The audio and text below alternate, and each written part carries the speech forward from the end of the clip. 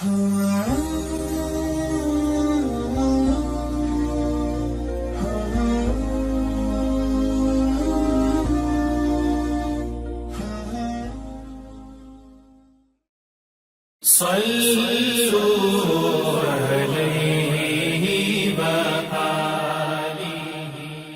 بخاری حدیث نمبر 1۔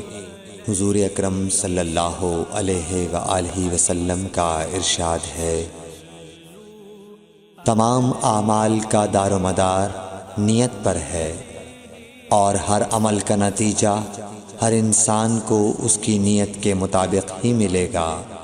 پس جس کی ہجرت دولت دنیا حاصل کرنے کے لیے ہو یا کسی عورت سے شادی کی غرض سے ہو، پس اس کی ہجرت انہی چیزوں کے لیے ہوگی جن کے حاصل کرنے کی نیت سے اس نے ہجرت کی۔